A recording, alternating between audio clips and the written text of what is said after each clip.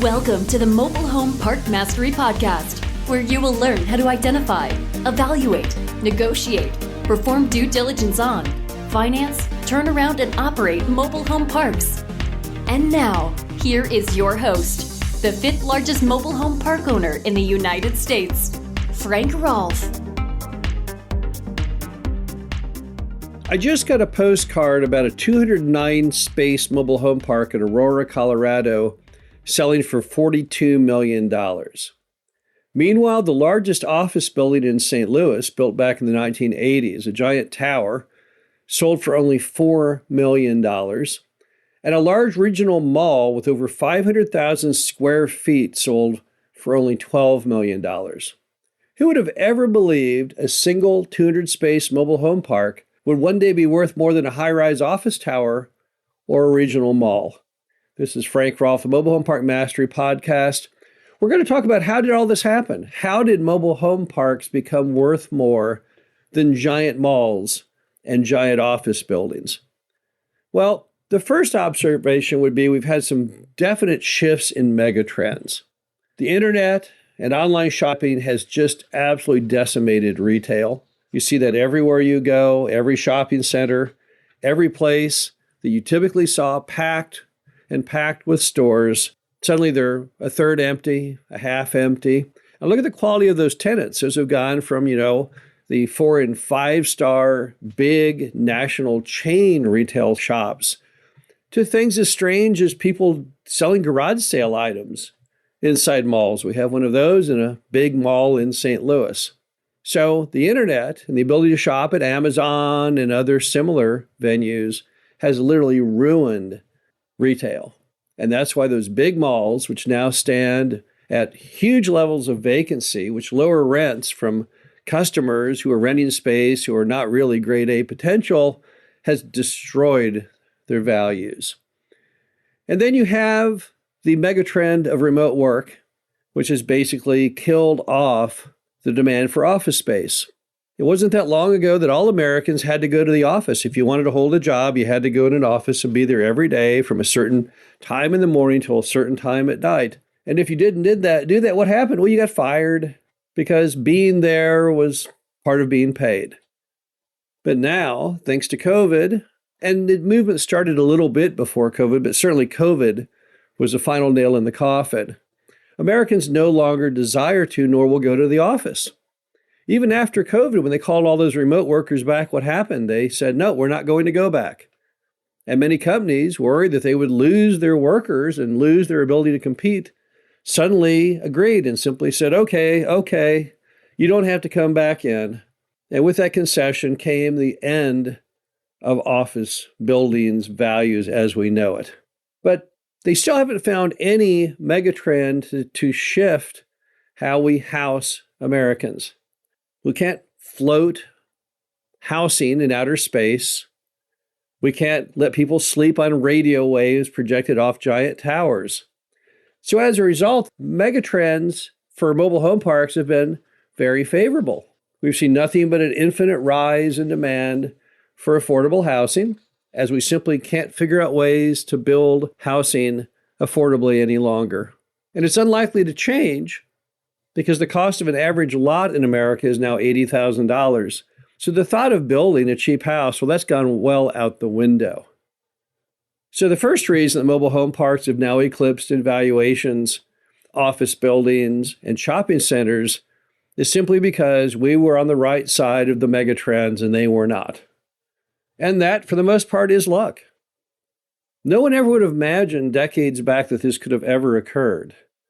Those of us who bought mobile home parks in the 1990s would have laughed if you would say one time, well, you realize your park one day will be worth more than that big building there you see in the horizon, or that park will be worth more than that big mall. It would seem impossible, yet that's occurred. Another reason why mobile home parks beat out office and shopping centers over the years was simply the fact that our business, the mobile home park business, was always based on very sane lending standards. Those lending standards allowed mobile home park owners to not over borrow. It kept things very stable, and that's why mobile home parks have the lowest default rate of any form of real estate. As a result, you haven't had feast and famine in the credit markets with mobile home parks like you've had in office and retail.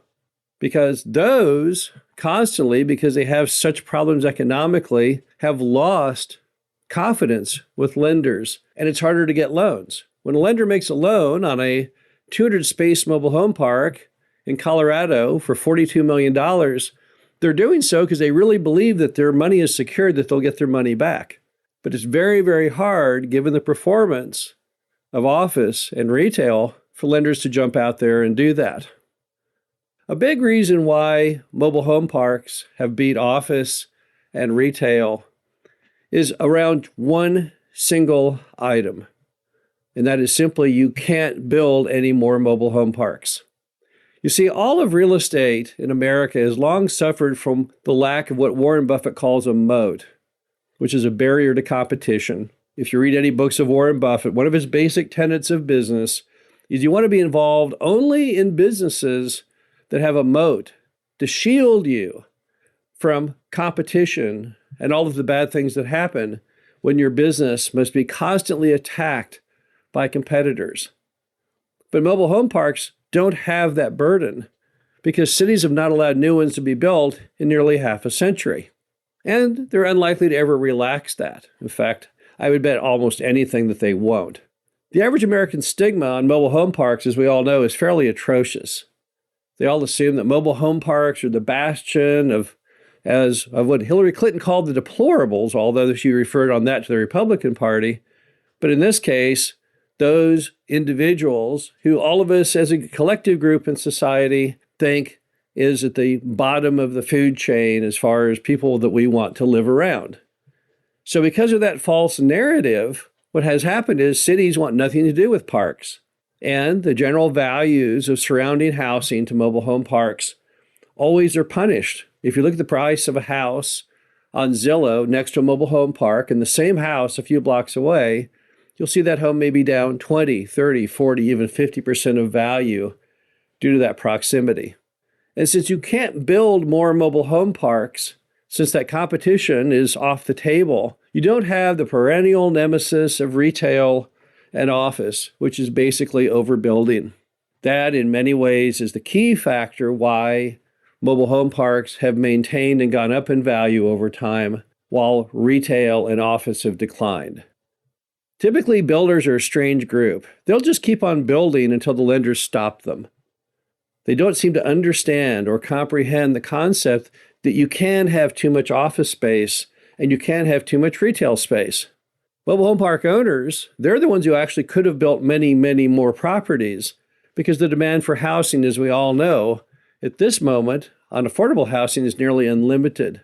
But because mobile home parks were shut down to new construction for so many decades, they alleviated the issue that has ruined office and retail, which is simply too many properties. Look at the typical downtown in any major city. Look at a photo of that downtown back in the 60s and the 70s and the 80s. Look at every decade going forward.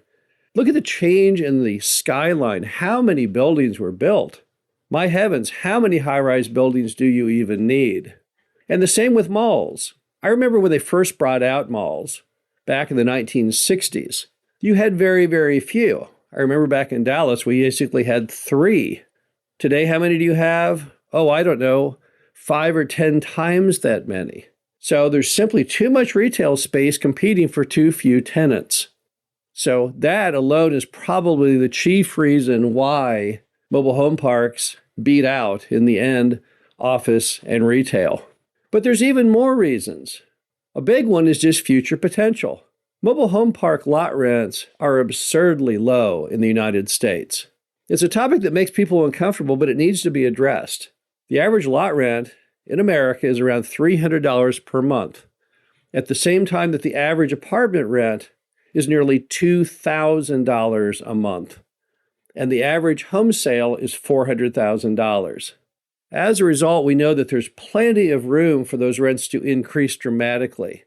If you doubled or tripled the national average, you would still be about $1,000 a month cheaper than multifamily.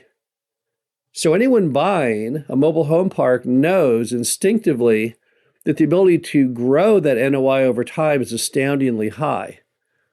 But in the world of office and retail, we know that it has no place to go but down. You can't sell the sizzle when there is no sizzle. There's really no future to either office or retail as a commercial real estate sector. And that's one more reason why mobile home parks have now eclipsed them in value.